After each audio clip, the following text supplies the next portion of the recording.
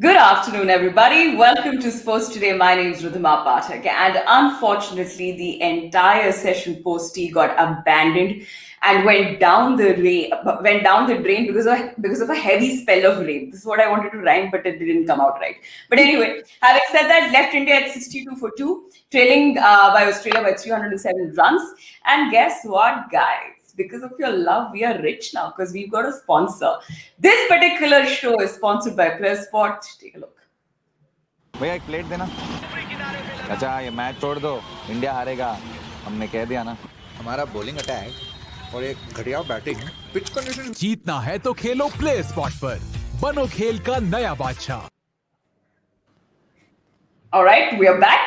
All right, I'm joined by Deepdas Gupta, Pragyan Ojha, and Rajshri Gupta. Let's talk about the match very quickly as to what has happened. Pragyan is joining us in just a bit, gentlemen, and here he is. He makes a special entry, and since you've come, Pragyan, let's directly go to our bowlers. Though Australia did come out on top, but our bowlers did give them a bit of a tough time, yet Australia turned out heroic. Give me your take on how our bowlers went down today. I think this will be unfair when we say that our bowlers gave away a little bit more runs that we're expecting, given the fact that this is a very inexperienced side. Yes, this has been a issue that we were looking to address since very long, where the tailenders have been the opponent tailenders have been getting those runs and building those partnerships.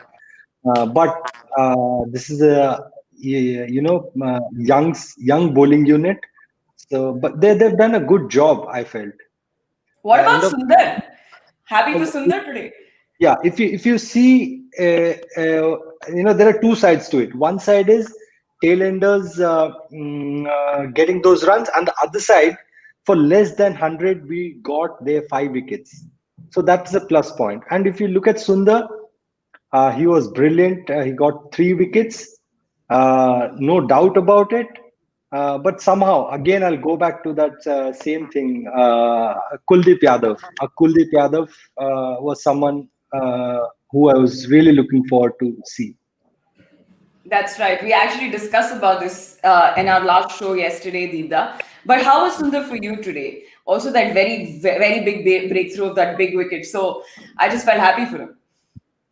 Oh yeah, absolutely. No two ways about it. I think again, I mean, he's not someone who has the same skill set as someone like Ravichandran Ashwin or Nathan Lyon. His skill set is different, which is more suited to the white ball cricket. But I think it was very smart of him to adjust his skill set to red ball cricket as well. Again, he's not someone who's played a lot of red ball cricket.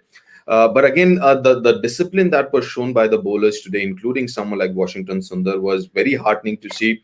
Because that's what you can do. I mean, when you're trying to punch above your weight, when you know that the other team is stronger or is very strong, then you have to get your basics and doing it consistently right over and over again, where the discipline comes in. And I thought the bowlers today were disciplined. And yes, I mean they got 100 odd runs more, but yeah, I mean they still had 2 set batsmen there. Tim Payne looked good and he got a half century. Cameron Green looked good. So yeah, I mean, listen, I mean, we were expecting. In fact, maybe some of us were expecting more than that. And what about Natarajan for you? Yeah. What about Natarajan for you? Same with Natarajan again. Especially he understands the fact that he can't get the ball to swing back into the right-hander, so he straight away goes around the wicket to create that angle back into the right-hander.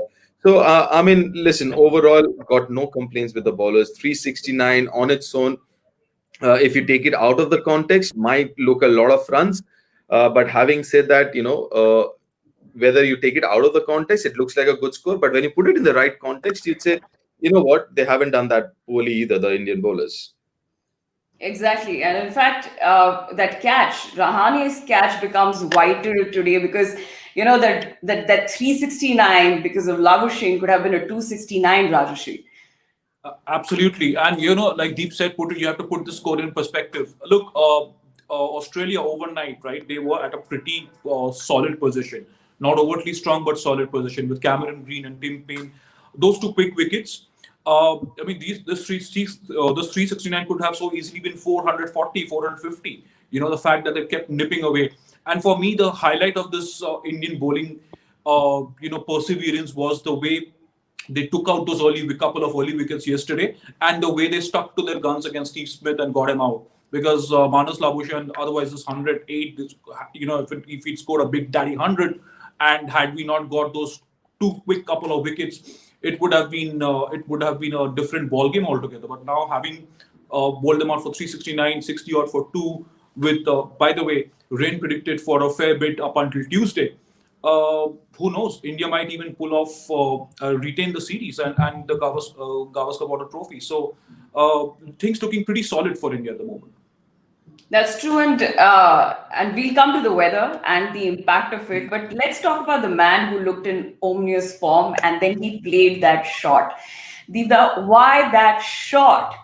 Why that shot? How did Nathan Lyon lure him into it? It's something that I'll ask Pragyan, but why that shot selection is my question. And one of the questions that one of our viewers once asked is that does Rohit have the test temperament? That would be a bit harsh for me to say that right now, but why that shot? Yeah, good question. Why that shot? I think only Rohit can explain why that shot. But I'll tell you this. Obviously, he has the temperament because he scored big in India, right? Big in Test match cricket. So, yes, maybe in overseas conditions, he hasn't scored big. But obviously, if you score big, irrespective of what conditions, you have the temperament. And this is frustrating. This is, again, Rohit way back in 2010-11, where you could see the talent, you could see the potential, but it would frustrate you because that potential talent would not be converted. I mean, those 44 runs that he scored, he looked like $1 million.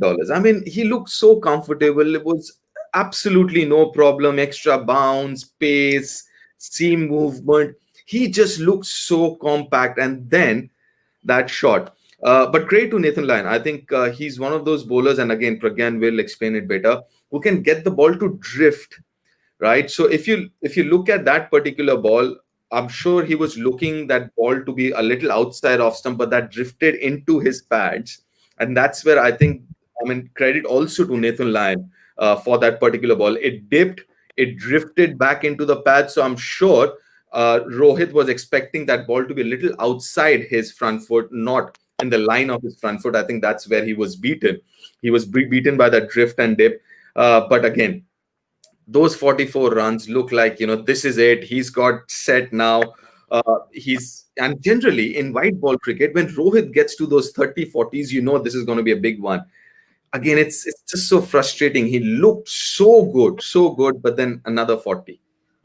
Another 44, that's right. Again, if you could just throw some light as to how did Nathan Lyon lure him into playing that shot? I think it's more got to do with that nagging line and length that he was bowling, because every time you see Pujara and Rohit, they were looking a little uncomfortable when they were defending him, and more with Pujara. Maybe, Rohit, that is one of his strengths.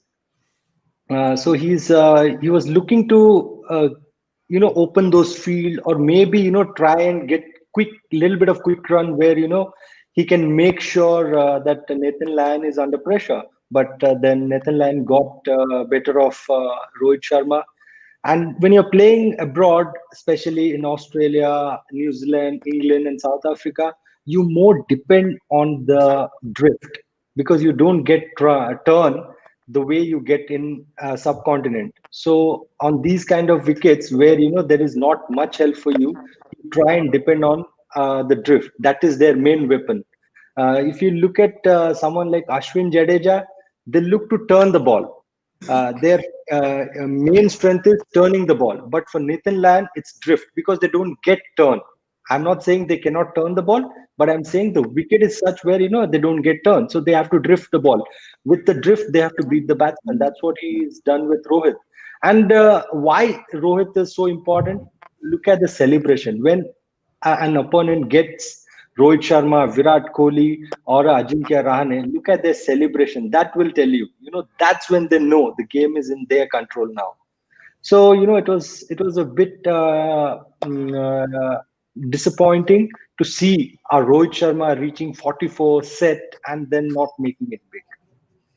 Yes, gentlemen, I just have my comment section filled with just one question. An injury update on Rohit Sharma. We did see him limping. Is that another injury scare? Does anyone have a word on it? Anyone? No, not Not quite it. yet, but yes, he was limping back. He was limping back. We're waiting for word on that, and as soon as there is no confirmation, we will be able to bring it back to you. But hopefully that's nothing serious with, or maybe within another innings to play for India. And we don't know, by the way, if it's going to be a rain truncated match, how much of it will affect India, whether that injury will be how much that will impact India. But Ridhima, with your permission, I just want to ask us the same question to both Deep and Pragya. Both of them made very good points about the Rohit dismissal. Deep said, it reminds us all of that 2011, 2012 phase when Rohit was throwing away his starts. Pragyan made this very nice point about how Nathan Lyon lured him into it. But if you look back at a couple of these dismissals, whether it was at Sydney with 4 or 5 overs to go for the day, or today when he was looking so solid and he's the third most experienced batsman after Pujara and Rahane. Deep, what do you think would Rohit Sharma be thinking with, would he be gutted with himself? It's not like, we talked about Pujara. Even his natural game is to block, defend, block. But when he overdid it, there were rightfully, and in the first innings, there were questions around his intent. But, could similar points be raised on Rohit as well about his intent once he started looking so good and so fluent? He'd be pretty gutted with him, Sandeep. He definitely will be gutted. There's no two ways. You could see that he was really focused, and in these conditions, he really has to. I mean, he wants to do it. You could see that there's no two ways about it. And especially, listen, as an opener, I can tell you this: you get out early, you get a good ball, you can't help it. But once you get to those 30s and 40s and not converting that, and someone like Rohit, a class actor like Rohit, will be thinking about it and will be gutted, as you mentioned. But that's, again, the thing is, that's how he plays, right? To a great extent, he puts the pressure onto the bowler, and especially a bowler like Nathan Lyon. You want to, and we've discussed this. Remember, even last Test match, we were discussing how Nathan Lyon, you have to be a little proactive against Nathan Lyon. You have to kind of take him on and be a little bit more aggressive against Nathan Lyon, because you don't want him to settle down in that line and length that he bowls. So I understand why Rohit does that, and that's his strength. I mean, hitting sixes, nobody's hit more sixes than Rohit in cricket, I guess, in the last few years, across all formats. So that's his strength as well. So you understand why he did that. But again, when somebody gets out like that, we try and put it on the batsman, which is fair enough. But also, you've got to give credit to Nathan Lyon. I think that was a beautifully bowled. Like I said, he was beaten in the drift, and just got to give credit to Nathan Lyon. And yes, it looks not that great when you see the way he got out. But if you again think of everything else, like what is Rohit's strengths, what he was trying to do, he's done that before as well. Nathan Lyon, when last time around when he came to bowl early, it was both Shubman Gill and Rohit who put pressure on Nathan Lyon. So you understand why he was trying to do it, but I've got to give credit to Nathan Lyon for bowling that. Yeah. Also, on very similar lines, you've got a viewer who's asked the same question, which, of course, Deepdas mentioned it. He says, come on, guys. If that shot from Hitman had come good, we would have not been into this topic. We need an aggressor like him. Let him play naturally. Your thoughts, guys? Yeah. Can I just quickly add again? Even if you look at that shot looked a little more terrible, if I may use that word, because he kind of chipped it, because he wasn't expecting the ball to drift back in, right? He was expecting the ball to be outside off stump, and I just have a feeling that he was actually planning to go over mid-off or straight over Nathan Lyon's head, but because that ball drifted, kind of beaten him, and yeah, I mean, listen, that's my take on that dismissal. Yep. Pragyan, your take on that dismissal, your take on that shot? I think that question, I don't know whose question is that. Can you just tell me who's it? Arun Kumar, yes. I think in cricket, ifs and buts are always there. If something would have happened, then it would have been different. It's always there. But if you look at Rohit Sharma, yes, when you see the situation, definitely it was a disappointing shot, because someone like him, we wanted him to be there and take the Indian side with that partnership that he was building with Pujara, as he's the senior member of the side. And given the fact that this team is a very new team. This is not the usual Indian team. But if you see the flip side, that's one of his strengths. That's where he tries to dominate the bowlers, let it be the fast bowlers or the spinners. That's how he plays. But as Arun said, if you If he would have played it. if you would have got that six, if you would have hit it out of the park, everybody would have cherished it. But that's how it is. Yeah, that's true. And I just want to make one point. Deep and Pragyan have made brilliant points about this dismissal. Just one point before you move on to the next thing. It's just that, it's about intent. It's about the way you're taking on the game and game awareness. These are experienced test cricketers. Nobody's questioning that game awareness straight up with just one dismissal. But I just want to make this one point. When Cheteshwar Pujara blocked and defended, that is his natural game, right? But he overdid that in the first innings in Sydney.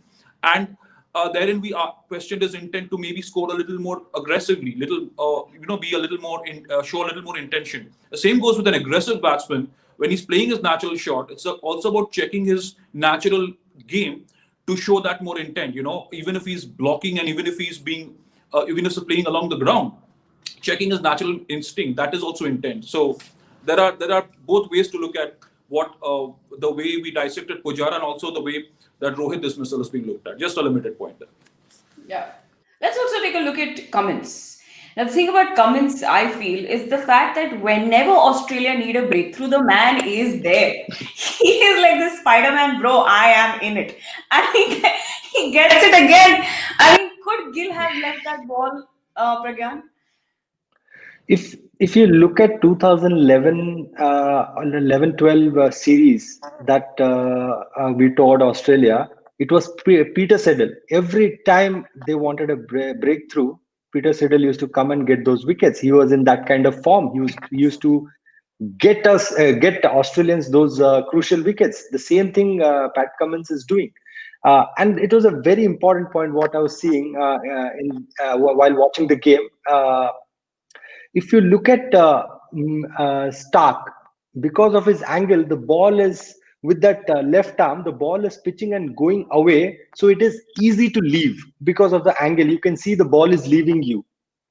But when you talk about Pat Cummins, with his angle, the ball is coming in. By the time you realize, the ball is moving away from you. So that little bit of delay is causing our batsmen to throw their bat.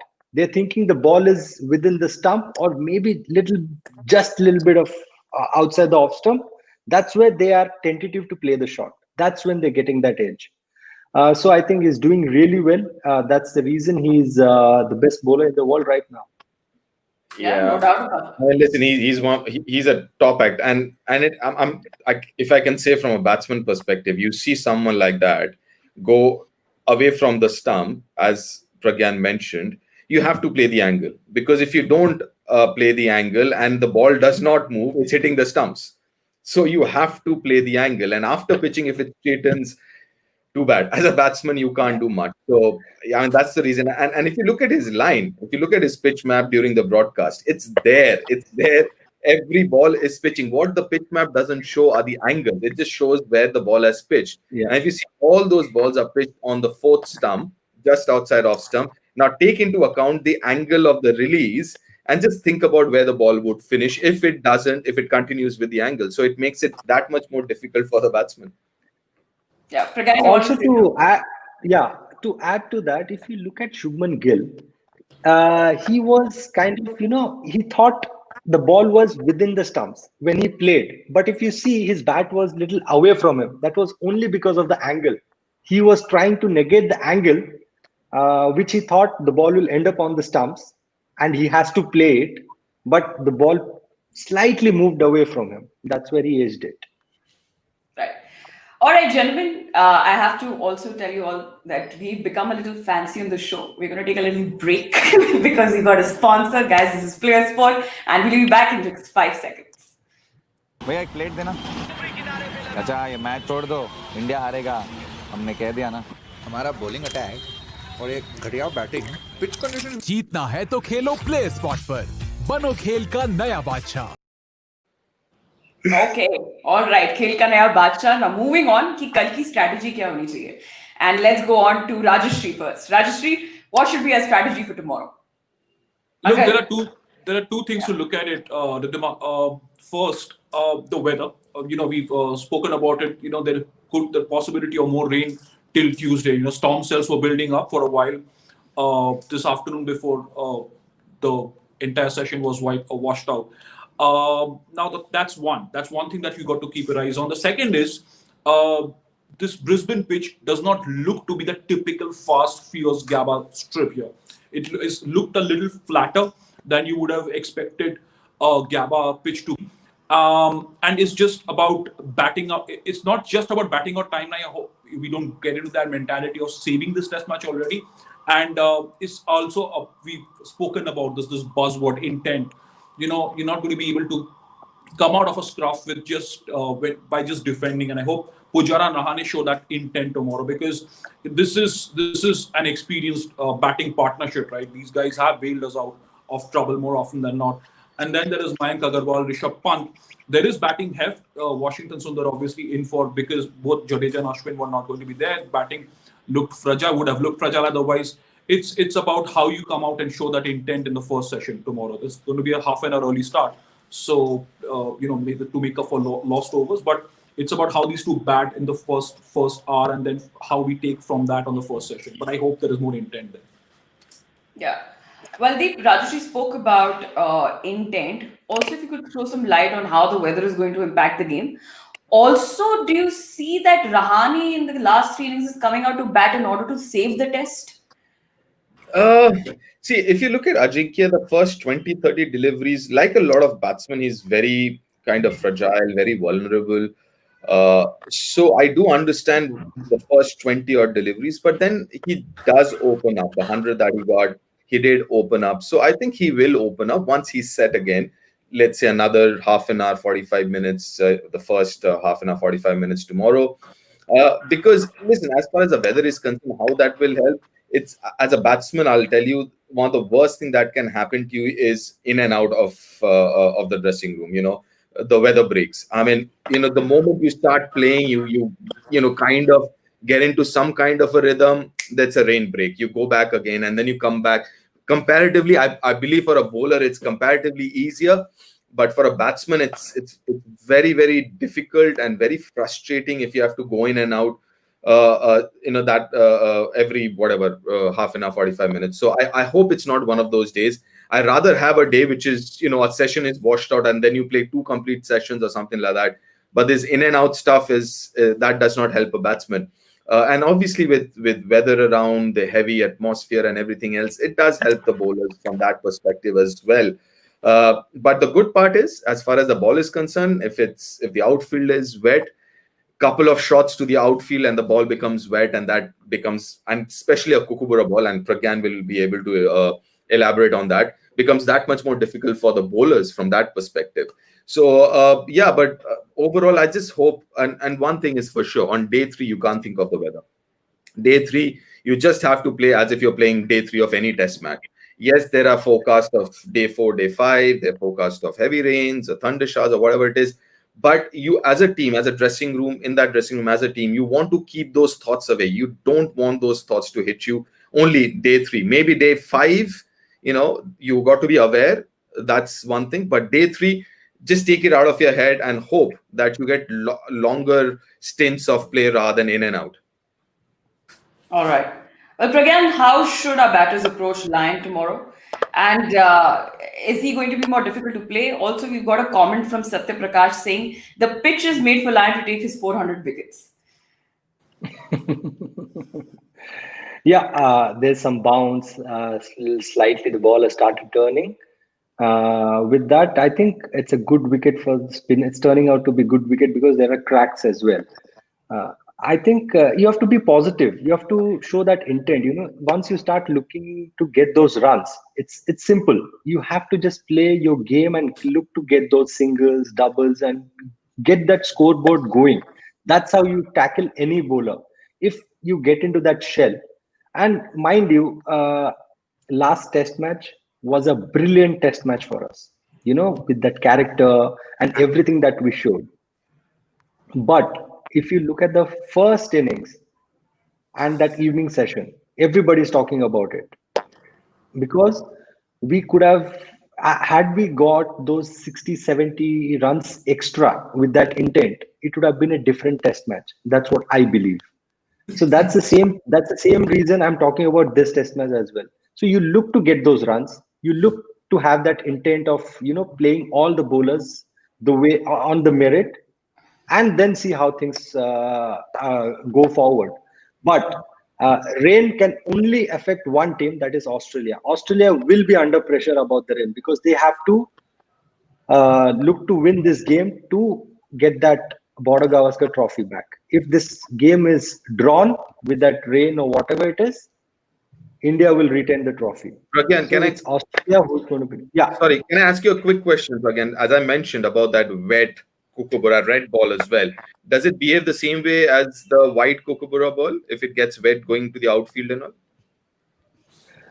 First thing, the swing goes away because the ball is wet. As you know, Deepa, you'll understand.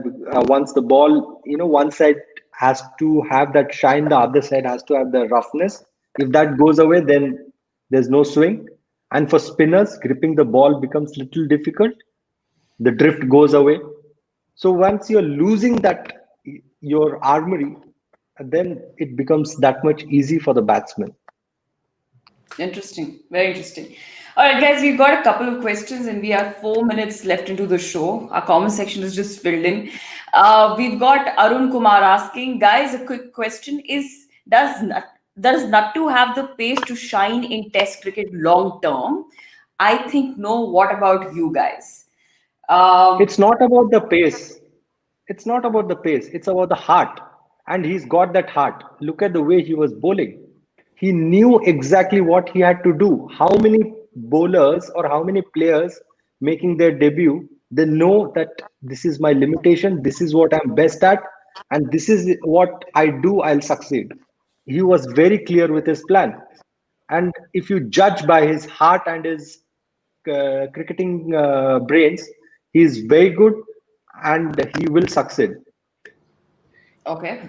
My if I may add, Ridhima, to that is, I understand where Arun is coming from, and it's a very valid question because when you look at the skill set, maybe he might not have the pace. He might be bowling at 130, 132. But if he can get the ball to swing back into a right-hander, then he becomes a different bowler.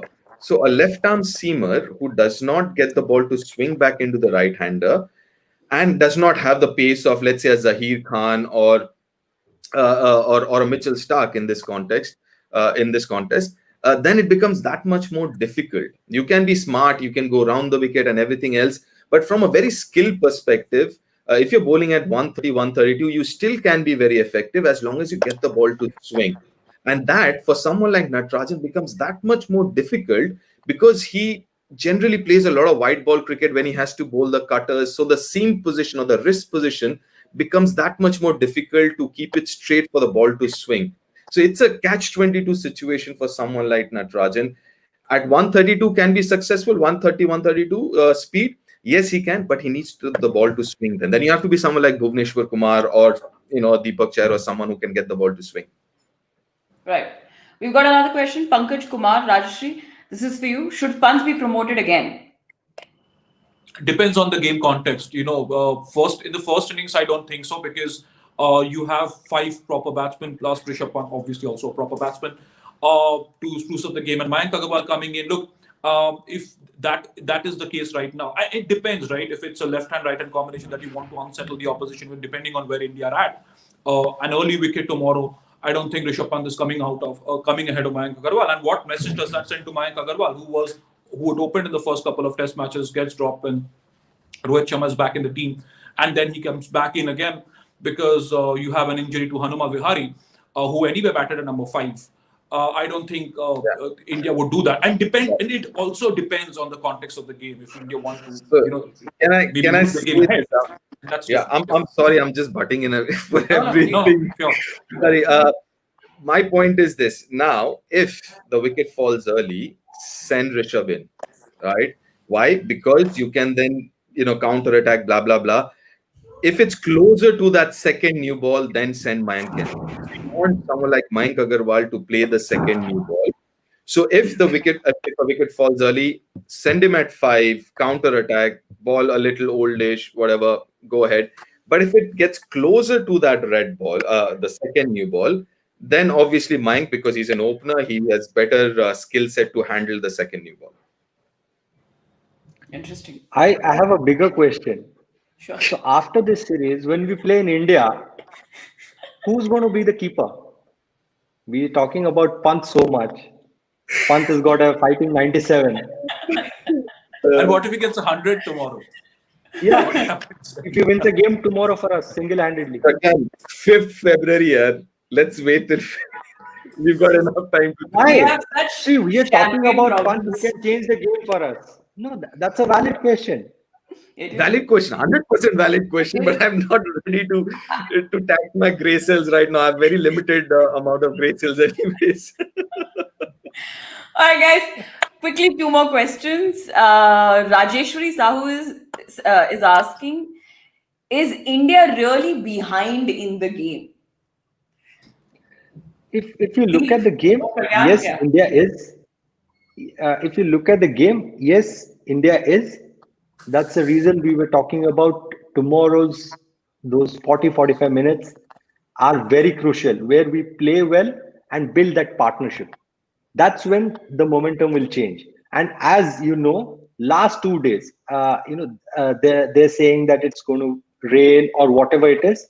So it's Australia who will be under pressure if we have a longer partnership here. It's not India. So India has to have their plans right and make sure they play the way it has to be played, not like attacking too much or defending too much. Because I'm very sure Australians will be restless. They know if it rains and if they lose, if couple of sessions they lose, then this test may end up being a draw. Yeah, yeah. All right. One last question, Dr. Abu. Dr. Abu is asking, I want to ask how the cracks in the pitch will behave after heavy rain and overcast conditions. Deep? I was looking at that, and that's a very good question, because the thing is, how does a crack open up? It's like what we do with terracotta, right? We put it under the furnace, and that's how it becomes harder, and the crack starts to open up. So for that, you need heat, you need wear and tear. So if it's raining, obviously the temperatures are lower. There is no sun, so it's not as hot as you would expect. So the wear and tear, and also the amount of cricket would be less if it's raining. So the wear and tear on the pitch would be lesser. So the cracks, ideally speaking, would not open up as quickly as you would see in a normal 5-day game with heat and sun out. So the rate of those cracks opening up will definitely come down if the weather's cooler and nicer and the sun's not out and overcast conditions. But why do these cracks open out, Deepak? Why do these cracks open out? Because of the heat. Because of the heat, expands. it's like it expands, right? So I think it's the correct me if I'm wrong. It's the moisture that is underneath. Because of the heat, when the moisture is coming out, the cracks open out. So for example, this pitch with heat, if the sun comes out, will get faster. As you mentioned, the moisture that dries out. So it becomes like I said, terracotta. It becomes harder, firmer, but it also becomes brittle then, right? So that's how the sun has the effect on cracks. In India, it doesn't really affect that much because we have more silt content and sand content. So it breaks up with like minutely in smaller pieces. But in Australia, because the red soil factor and the silt factor is a lot higher, it's 70-75% silt as compared to 50-52% here in India. It stays together longer, and the chunks, when they break up, they are bigger chunks, not smaller chunks. Yeah. All right. Very quickly, gentlemen, closing comments for the day. Rajshri, I start with you. Tomorrow, prediction, closing comments, your take on the day. Look, I thought the day. I think Australia have the slight edge. They are forward in this game, and they'll be under pressure to win this test match because take the series. They haven't won a test series against India since 2014-15. So all the pressure and the onus will be on them. For India, it's all about, I think, positive intent, bat out the day, and try and get close to the Australian total, and make an intent and show that they are in the game to compete. They can't be, like Deep said, they can't be thinking of saving the game. They can't be thinking of weather. So go out there and bat, and we'll see what happens after the third day. But we're still in the game. Maybe Australia slightly ahead, but we're still there. So we have to make a feast out of it. Yep. Deep sir? I couldn't have put it better than what Rajshri put. It's day 3 of a test match, first innings of a test match. Go and bat like a first innings of a test match. Don't worry about anything else. Yes, I mean, the nuances of a test match cricket, like the first half an hour, 45 minutes, things like that. I mean, just a normal test match. Don't worry, as Rajshri just mentioned. Weather and all will take care of itself. But just go out there and bat like you're batting in the first innings. Again, first innings, even if you think about, like, from the outside, if you think about the weather, it is imperative that you bat long in the first innings. Then 4th day, 5th day, and all that with extension and all, you save time there, right? So bat for as long as possible. Bat like you're batting in a first innings of a test match. Yeah. Again, the day 3 is always the game changer in a test. So expectations? As Rajashrida and Deepa were telling, it's quite clear that partnership is very important. You have a longer partnership, and you have the kind of player you need for those big partnerships. You have Ajinkya Rahane, you have Pujara. They can bat long, and keep the Australians away from the game. Just take them away from this game by batting long. All right. Thank you so much, gentlemen. Thanks a lot for joining in, and thank you, everybody. What can I say? This particular test is a compound mixture with a lot of elements. You've got the soil, you've got the rain, and then you've got those two teams playing their part. It's going to be really interesting. We'll see you tomorrow. भैया एक plate देना। अच्छा ये match छोड़ दो, India हारेगा, हमने कह दिया ना। हमारा बॉलिंग अटैक और एक घटिया बैटिंग पिच कंडीशन जीतना है तो खेलो प्ले स्पॉट पर, बनो